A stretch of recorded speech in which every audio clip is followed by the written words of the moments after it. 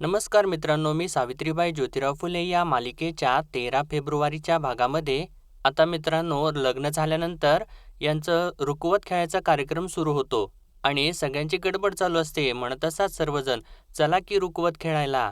आणि आता सर्वजण तिथे जमतात, म्हणजे सर्व बायका जमलेल्या असतात. पण त्या दोघांच्यामध्ये दोन वेगवेगळ्या टीम पडलेल्या असतात. एका बाजूला सावीकडचे असतात आणि दुसऱ्या बाजूला ज्योतीकडचे असतात. आणि मित्रांनो, यांनी हा कार्यक्रम एकदम छान असा वेगळाच दाखवलेला आहे. सुरुवातीला काय होतं, ज्योतीची जी काकू असते ती सुरुवात करते, म्हणजे रखमा जी असते ती सुरुवात करते. ती म्हणते, आला आला रुकवत दणाणलं जोतं, आला आला रुकवत दणाणलं जोतं, उघडून बघितलं तर काय साखरेचं मोकळंच की हो पोतं.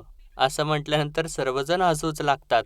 तर त्यावरती इकडून आता जी शकू असते ती उत्तर देते, म्हणते आला आला रुकवत रुकवतात हत्ती, आला आला रुकवत रुकवतात हत्ती, आणि आमची नवरीबाई बिजलीची बत्ती. असं म्हटल्यानंतर आता इकडचे सर्वजण हसू लागतात.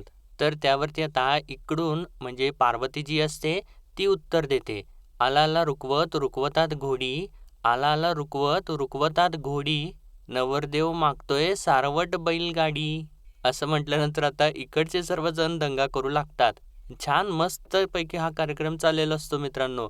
तर तेव्हा आता इकडून सावीची मामी त्याच्यावरती उत्तर देते, म्हणते आला आला रुकवत रुकवतात वीट, आला आला रुकवत रुकवतात वीट, दिली असती बैलगाडी पण तुमच्या गावाला रस्ता नाही की हो नीट. आणि असं उत्तर दिल्यानंतर इकडचे सर्वजण आगोबाई आगोबाईच करू लागतात. तर त्यावरती आता पार्वती इकडून उत्तर देते, म्हणते असं आहे का, आता ऐका, आला आला रुकवत रुकवतात पेढा, आला आला रुकवत रुकवतात पेढा, बाई किती उशीर झाला जेवायला वाढा. असं म्हटल्यानंतर इकडचे सर्वजण आता हसू लागतात. तर त्यावरती आता इकडून सावीची मामी परत उत्तर देते, म्हणते आला आला रुकवत रुकवतात होता ससा, आला आला रुकवत रुकवतात होता ससा, आपल्या हातानं घ्या नाहीतर उपाशीच बसा. असं तिनं म्हटल्यानंतर आता सर्वजण परत इकडचे हसू लागतात. तर इकडून आता ज्योतीच्या बाजूने एक बाई उत्तर देऊ लागते, म्हणते आला आला रुकवत आला आला रुकवत रुकवतात होता खवा, बहिणी कपडे धुतले पानिपत झालं तेव्हा. असं म्हटल्यानंतर आता इकडचे सर्वजण हसू लागतात मित्रांनो. तर आता इकडून सावीच्या बाजूने एक बाई उत्तर देऊ लागते, म्हणते आला आला रुकवत त्यात होता जोंधळा, आला आला रुकवत त्यात होता जोंधळा, तोडाला नवरीचा आणि खरं की ओ बाप झाला आंधळा. असं म्हटल्यानंतर इकडचे सर्व हसू लागतात आता. तर त्यावरती आता उत्तर देते रखमा, ती म्हणते आला आला रुकवत मांडवाच्या दारी, आला आला रुकवत मांडवाच्या दारी, दारी झाला गाजावाजा, नवरी म्हणते नवरा माझा. असं म्हटल्यानंतर आता सर्वजणच हसू लागतात. तर रखमा पुढं म्हणते, करवली म्हणते म्या एका टेकली, करवली म्हणते म्या एका टेकली, वरमाय बघा आता वाकली. असं ती काहीतरी विचित्रच बोलते मित्रांनो. आणि ती एकटीच हसत असते पण बाकी सर्वजण शांत असतात. आणि पुढं ती म्हणते वरमाई म्हणते म्या नवरदेवाची माता, वरमाई म्हणते म्या नवरदेवाची माता, आणि घाला वराडाला लाता, वराड म्हणते आम्ही सुखाची पाखरं, वराड म्हणते आम्ही सुखाची पाखरं, धरा वाजंत्र्यांची धोतरं. असं ती काय बाई विचित्रच बोलत असते. आणि पुढं म्हणते वाजंत्री म्हणतात आम्ही मौजचं गडी, वाजंत्री म्हणतात आम्ही मौजचं गडी, काढा दुर्वाची दाढी. असं म्हणून ती स्वतःच हसू लागते. गुरव म्हणतोय माझं काय वाकडं, गुरव म्हणतात माझं काय वाकडं, भटाच्या पाटीत घाला लाकडं, भट म्हणतोय आमचं तुमासनी साकडं, भट म्हणतोय आम्ही तुमासनी केलं साकडं, कारा काढा नवरीच्या बापाचं कातडं. आणि असं तिने म्हटल्यानंतर आता सगळ्यांनाच त्रास होऊ लागतो मित्रांनो. तर पुढं ती म्हणते नवरीचा बाप म्हणतोय म्या काय केलंय, नवरीचा बाप म्हणतोय म्या काय केलंय, चांगला सोयरा बघून मुलीला दिलंय. असं म्हणून ती एकटीच हसत असते. आता त्याला सावरायला ज्योतीची आई आता बोलू लागते, म्हणते आला आला रुकवत दणाणली आळी, आला आला रुकवत दणाणली आळी, आणि बघते तर काय आज दीडच पोळी, इवाई केलाय चांदानंदाचा, इवाई केला चांदानंदाचा, श्री टिकली गंधाचा, इनबाई केली तोला मोलाची, इनबाई केली तोला मोलाची, लेक शिलेदाराची, उभ्या बांधावर लावली जाय, खरंच इनबाय तुमच्या गावाचं नाव काय. असं ती सर्व काही प्रश्नात उत्तर सगळं काही देऊन टाकते. आणि आता या सर्वजणी म्हणू लागतात, सांगा बोला बोला आता. तर तेव्हा आता इकडे सावीची आई उत्तर देऊ लागते, गडी सुभान मंगळ झाडांची दाटी, गडी सुभान मंगळ झाडांची दाटी, मांढरदेव उभा गावाच्या पाठी, खंडाळा शिरवळ भोरचा बाजार, पंतांच्या राजवाड्याला रुपये लागले 3,000, केसुर्डी सांगवी वडगावचा शेजार, वडगावचे लोक मोठे हौशी, वडगावचे लोक मोठे हौशी, वाडे आहेत चिरेबंदी, चिरेबंदी वाड्याला टाकला कडीपाठ, चिरेबंदी वाड्याला टाकला कडीपाठ, गेली पारगाववरनं वाट, माहुरवाडी टेकाव रेणुका आई झोकाव, माहुरवाडी टेकाव रेणुका आई झोकाव, माहुरात केली कडी, माहुरात केली कडी वीरगाव बुंदी, पाडी माळगाव साखर झाडी, इनबाई जेवायला बसली नेट, इनबाई बसली जेवायला नेट, परिंच्याची लेक, इनबाई बसली जेवायला नेट परिंच्यांची लेक, काय इनबाईंच्या जेवणाचा थाट, समय लावल्यात 360. असं ती बोलत असताना आता सर्वजण तिची तारीफ करू लागतात, म्हणतात वा वा वा वा खूपच छान. आणि त्यानंतर आता सावीची आई सुरू करते, सावीची मामी सुरू करते, म्हणते आलाला रुकवत रुकवतात गडवा, आलाला रुकवत रुकवतात गडवा, आमच्या आण्याला न भिडवा, नाहीतर तिकडं पुण्याला जाऊन तुमचं तोंड दडवा. असं तिने म्हटल्यानंतर आता इकडचे सर्वजण हसू लागतात. तर सावी तर खूप मोठमोठ्याने हसत असते. तर आता इकडे सर्वजण म्हणजे दादांचं वगैरे सगळं काही बोलणं होत असतं. आणि आता दादा म्हणतात बोलणं झाल्यानंतर, चला आवरा बिगी बिगी चला, लय लांब जायचंय देवा. आणि आता यांचा रुकवत खेळायचा कार्यक्रम वगैरे आवरतो. आणि आता या सर्वजणी सुद्धा म्हणू लागतात, होय होय चला चला.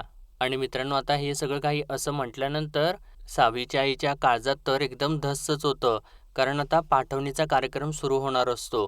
आणि हा कार्यक्रम म्हणजे तर मित्रांनो सगळ्यात जास्त त्रासदायक असतो. आणि त्यानंतर आता सुरू होतं म्हणजे नवरा नवरीला आता जेवायला बसवलेलं असतं. तर हे दोघेजण बसलेले असतात. तर तेव्हा पार्वती म्हणते, अहो तात्यासाहेब घास भरवा की नवरीला. तर तेव्हा ज्योती पार्वतीकडेच बघत राहतो. तर पार्वती म्हणते, अहो माझ्याकडे काय बघताय तात्यासाहेब, घास भरवा, असं म्हणून ती हसत असते. तर तेव्हा ज्योतीची आई म्हणते, सावित्री घास पाहिजे असेल तर अगोदर नाव घे बाई. तर तेव्हा सावीची आई सुद्धा म्हणते, अगं घे की सावी, घे की नाव. तर सावी होय असं म्हणते आणि आता ती नाव घेऊ लागते. म्हणते, कोल्हापूरचा चुडा सोलापूरचा विडा, कोल्हापूरचा चुडा सोलापूरचा विडा, नाशिकचं पान खायला छान, कोकणचा आंबा त्याच्या केल्या फोडी, कोकणचा आंबा त्याच्या केल्या फोडी, मला आई आबांची लई गोडी, समोर होती तुळशीची बाग तिथं होती सीता, तिच्या जवळ होती कळशी त्यात होतं नीरा नदीचं पाणी, ज्योतिरावांचं नाव घेते समद्यांचा मान राखुनी. आणि असा तिने उखाणा घेतल्यानंतर सावेची आई खुश होते आणि पाटील तर हसूच लागतात मित्रांनो. आणि एकदम छान एकदम सुंदर असा तिने उखाणा घेतलेला असतो. आणि इकडे सुद्धा आता सगळ्यांना तो उखाणा आवडतो. तर तेव्हा दादासुद्धा एकदम छान मन मोकळेपणाने तारीफ करतात, म्हणतात सुनबाई छान घेतलं बरं का नाव. तर पार्वती आता ज्योतीला परत चिडवू लागते, म्हणते तात्यासाहेब बायकोचं नाव तर लईच दणक्यात झाले, आता आपलं नाव बी वरचढ झालं पाहिजे बरं का, घ्या नाव आता तुम्ही. तर ज्योती म्हणतो, अगं वहिने पण मला तसलं काही येत नाही. तर आता यानं ज्योतीनं असं म्हटल्यानंतर राजाराम म्हणतो, अरे ज्योती नाव घ्यायचं असतं, रीत असती तशी. तर ज्योती म्हणतो, पण अण्णा अरे ते असं म्हणत असताना राजाराम म्हणतो, अरे घे म्हणतोय ना तुला नाव. तर आता सावीची आई सुद्धा म्हणते, जावई बापू घ्या की नाव. तर पाटील सुद्धा म्हणतात, अहो जावई बापू घ्या की नाव, नाही म्हणजे आमच्या लेकीचं नाव कसं घेताय ते आम्हाला बी ऐकू देत की. तर तेव्हा आता ज्योती अखेर नाव घेऊ लागतो, म्हणतो, घंटा झाली शाळा भरली, आवड मला पुस्तकाची, घंटा झाली शाळा भरली, आवड मला पुस्तकाची, जोडीनं चालाया आणि गोडीनं वागाया, भेट झाली सावित्रीची. तर तो उखाणा ऐकल्यानंतर सावीची आई सुद्धा म्हणते वा वा. तर पाटील सुद्धा म्हणतात वा वा लई झाक ऐकी होईये. तर पार्वती म्हणते वा वा वा, नवरदेव आता गोडाचा घास भरवाता नवरीला, म्हणजे कसं नवरी बी तुम्हाला पहिला घास भरवेल हाय का नाही, असं म्हणून ती हसत असते. पण ज्योतीची मात्र कोंडी झालेली असते. पण तो लगेचच घास घेतो म्हणजे शिऱ्याचा गोडाचा घास घेतो आणि तो सावीला भरवतो. आणि ते बघत असताना सगळे खूप आनंदित असतात, एकदम खुश असतात. इकडे पाटील आणि सावीची आई सुद्धा हसत असतात. आणि इकडे दादासुद्धा हसत असते आणि ज्योतीची आईसुद्धा हसत असतं. तर तेव्हा सावीची आई आता म्हणते सावीला, "सावी तू पण भरव." आता सावीसुद्धा शिरा घेते आणि ती ज्योतीला भरवते. आणि ज्योतीला भरवल्यानंतर मित्रांनो त्याला एकदमच ठसका लागतो आणि त्याला जोराचाच ठसका लागतो आणि खूप खोकू लागतो तो. तर तेव्हा सर्वजण त्याला सावकाश सावकाश म्हणत असतात. तर सावी लगेचच त्याला पाणी देते आणि म्हणते, "घ्या घ्या पाणी प्या." तर रखमा म्हणते, "अगो बाई पहिल्याच घासाला ठसका लागला की." असं म्हणून ती हसूच लागते आणि म्हणते, "भलतीच तिखट दिसते की ज्योतीची बायको." आणि असं तिने म्हटल्यानंतर ज्योतीच्या आईला त्या गोष्टीचं थोडंसं विचित्र वाटतं आणि इकडे पाटलांना आणि सावीच्या आईला सुद्धा थोडासा धक्का बसतो. तर रखमा पुढं म्हणते, "नाही म्हणजे गोडाच्या घासाला सुद्धा ठसका लागलाय? म्हणजे आमच्या ज्योतीचं काय खरं नाही आता. पुढं कसं व्हायचं?" तर असं ती म्हणत असताना आता ज्योती म्हणतो, "नाही नाही तसं काही सुद्धा नाही. म्याच घाईघाईनं घास खाल्ला म्हणून ठसका लागला." असं सगळं काही बोलून मित्रांनो तो पहिल्या झटक्यातच आता सावीला सावरून घ्यायला लागतो आणि ते बघितल्यानंतर आता पाटलांच्या जीवाजीव येतो म्हणजे त्यांना धीर येतो. तर ज्योती पुढं म्हणतो आणि त्यात आता तिची काही बी चूक नाही. तर पार्वती लगेच म्हणते, "बघा बघा लगेच बायकोची बाजू सावरली." तर ज्योतीसुद्धा लगेचच म्हणतो, "आता बाजूला बसलेत म्हटल्यानंतर बाजू तर सावरायलाच पाहिजे की." असं म्हणून तो सावीकडेच बघू लागतो.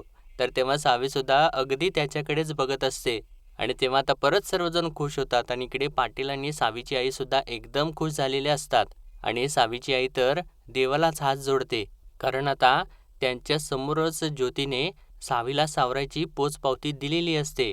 त्यानंतर आता हे दोघेसुद्धा देवाला नमस्कार करायसाठी उठतात आणि देवाला नमस्कार करून झाल्यानंतर आता ते जोडीने सर्वांच्या पाया पडू लागतात आणि सगळ्यात पहिल्यांदा आता पाटलांचा आशीर्वाद घेतात.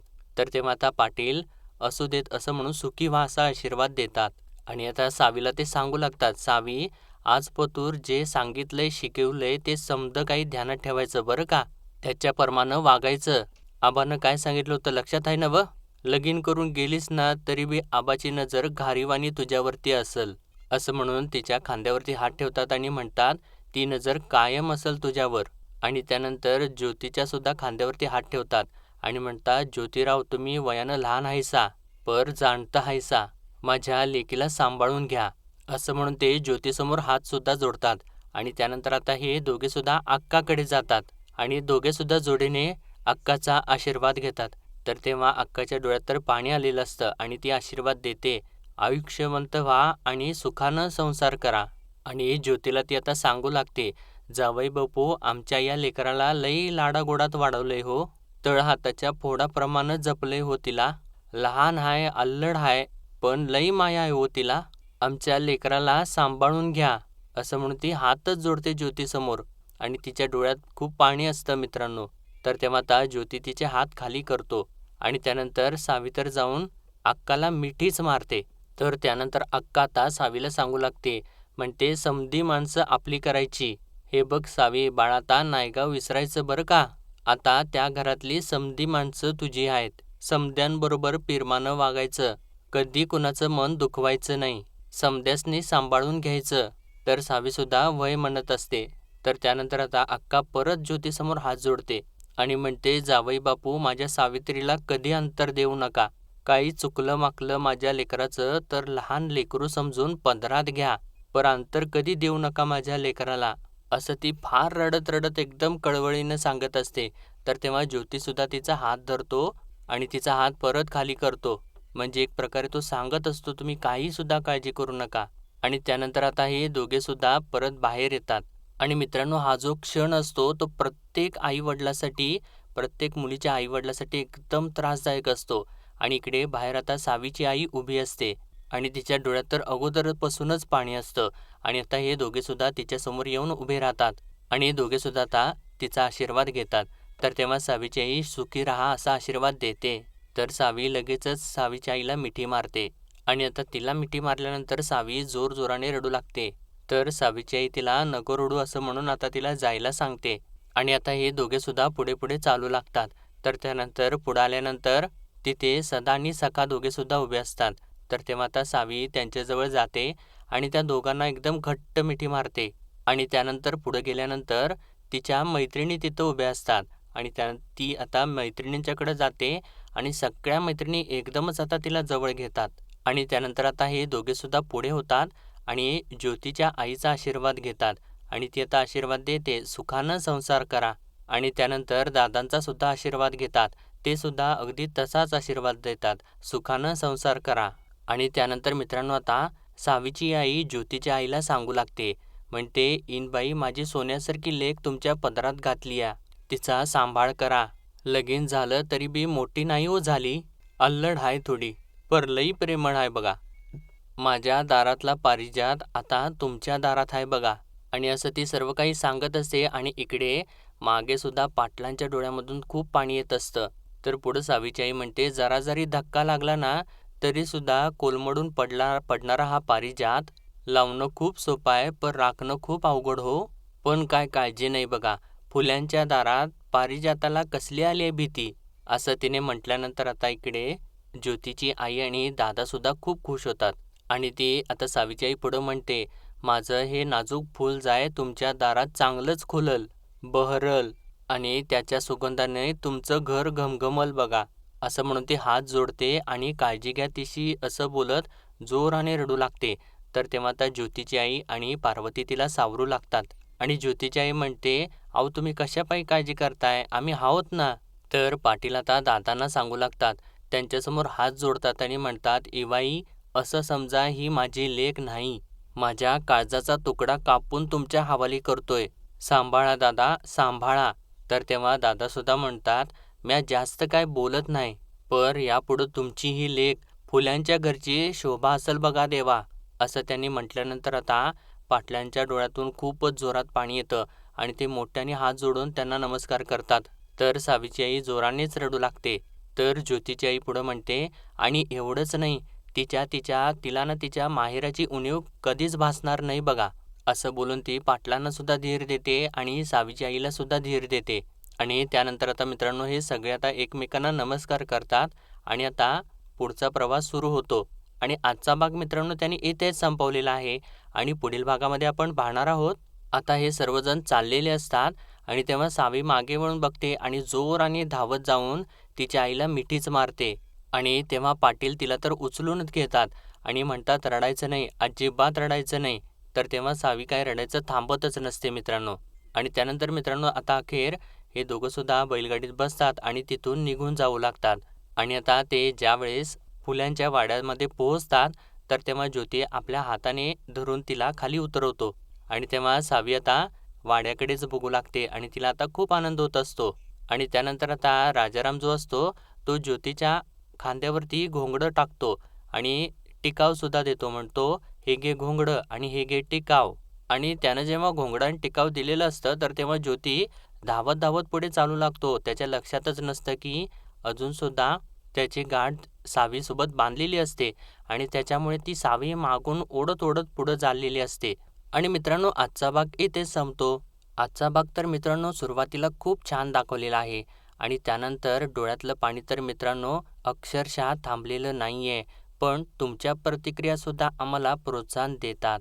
तर आजचा भाग तुम्हाला कसा वाटला कमेंट सेक्शनमध्ये जरूर कळवा आणि व्हिडिओ आवडला असेल तर लाईक करा आणि चॅनलला सबस्क्राईब करा. भेटूया परत उद्याच्या भागामध्ये. धन्यवाद.